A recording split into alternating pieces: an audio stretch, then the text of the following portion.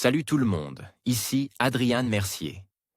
Bienvenue sur ma chaîne, dédiée à notre belle planète et aux enjeux de l'écologie.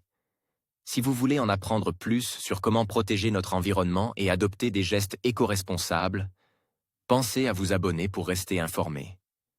Prêts à explorer ensemble? C'est parti. Bonjour à tous. Dans cette vidéo, je vais vous parler des herbicides, ces produits que l'on utilise pour lutter contre les mauvaises herbes. Je vais vous expliquer ce que c'est, comment ils fonctionnent et quels sont les différents types disponibles sur le marché. Nous aborderons également les enjeux environnementaux et de santé liés à leur utilisation. Restez avec moi pour en savoir plus sur ce sujet fascinant et essentiel pour l'agriculture moderne.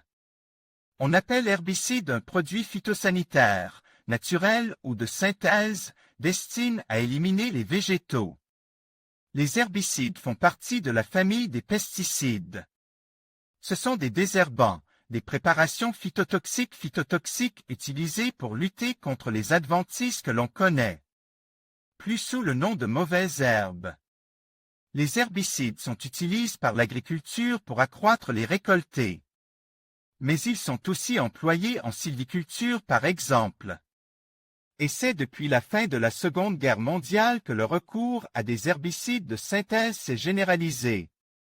Les premiers herbicides dits organochlores se montrent particulièrement efficaces, mais très toxiques pour l'homme et l'environnement. Parmi les herbicides les plus connus aujourd'hui, il y a le fameux glyphosate dont la question de la toxicité fait l'objet d'après débat. Herbicides organiques et minéraux. Il existe deux familles principales d'herbicides, les herbicides organiques et minéraux. Les désherbants organiques sont les plus couramment utilisés. On peut citer par exemple le glyphosate, qui est un désherbant total, ou les urées substituées, NH2, CONH2. Les herbicides minéraux étaient majoritairement utilisés au début des années 1900. Parmi eux, le cyanure de calcium, SA, CN2, ou le sulfate de fer, FeSO4. L'agriculteur pulvérisait un herbicide, un produit phytotoxique, sur son champ. Usta Forest Service Région 8 Archives, www.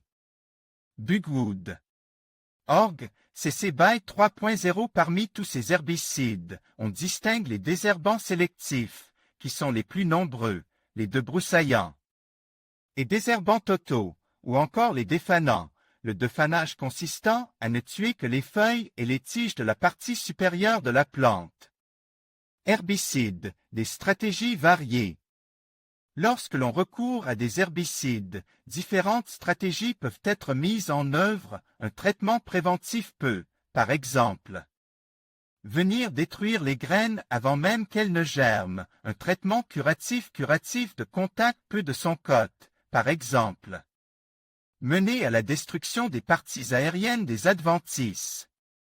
Mais il est également possible de trouver des solutions alternatives, de désherber son jardin, notamment sans produits de synthèse.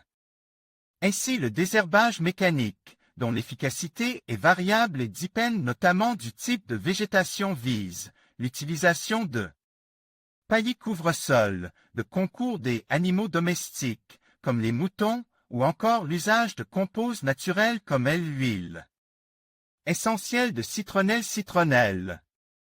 Mais les impacts environnementaux de cette dernière méthode pourraient ne pas être négligeables. Champ lexical, désherbants préparation phytotoxique. En conclusion, les herbicides jouent un rôle crucial dans la gestion des cultures et la lutte contre les mauvaises herbes. En comprenant leur fonctionnement et leurs impacts, nous pouvons mieux apprécier leur utilisation dans l'agriculture moderne. Il est essentiel de les utiliser de manière responsable afin de préserver notre environnement tout en garantissant des récoltés abondantes. Merci d'avoir regardé cette vidéo et n'hésitez pas à vous abonner pour en savoir plus sur les pratiques agricoles durables.